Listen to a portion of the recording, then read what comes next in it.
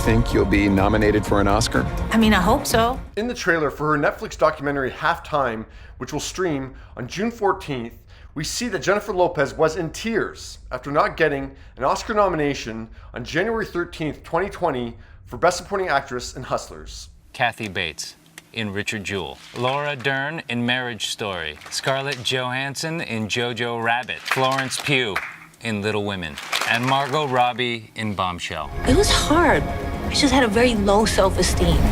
Did you feel snubbed when people start saying you were snubbed for the Oscar? I was sad. Oh. So yeah, then on February 29th, a few weeks after Laura Dern then won the Academy Award for her fantastic performance in Marriage Story, Jennifer told Oprah on her 2020 Vision Tour that she was sad. We didn't know crying into bed sad, but sad. And I'm reading all the articles and I'm going, oh my God, could this happen?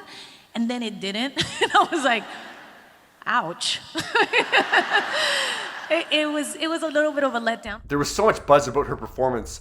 And I remember that she was really out there at all the various events, making sure she put in that face time to charm Oscar voters. And I felt like I let everybody down a little bit. Yeah, but you didn't. I know, but I felt like that. In the new documentary, Jennifer, who has scored 2 Grammy nominations but no wins, says ultimately she doesn't need hardware to fulfill her. I do this not for an award. I do this to connect with people and make them feel things because I want to feel something. Should Jennifer Lopez have gotten an Oscar nomination for Hustlers? Yes. I saw that movie at a pre-screening for the Toronto International Film Festival. So at that point, no one had seen that movie. Like, there was no buzz, there was nothing. There was absolutely no idea of what that movie was going to be like. I mean, I had a feeling, are we going to be watching another Showgirls?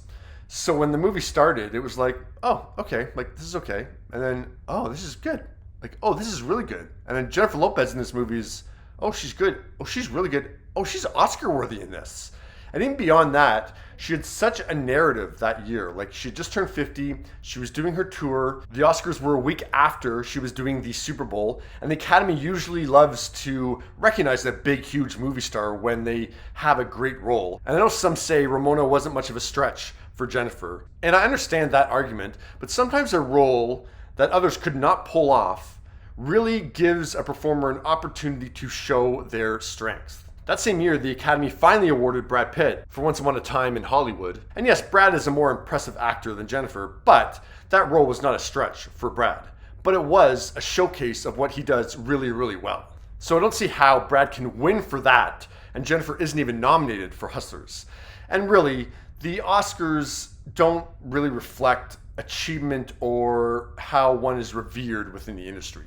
Like, I mean, Renee Zellweger and Hilary Swank have 2 Oscars. Julianne Moore has 1. Michelle Pfeiffer is 0. And Glenn Close, as we know, has 0. And I'm not taking away and saying that Renee or Hilary didn't deserve those wins. I'm just saying, in the grand scheme of the industry and who people see as the best actresses working, people think of Julianne Moore and Michelle Pfeiffer and Glenn Close before they think of Renee Zellweger and Hilary Swank. So yeah, Jennifer, one should never put too much value into hardware, and it doesn't pay the bills anyways. But yeah, what do you think of this new information that Jennifer was literally crying in bed over being Oscar snubbed?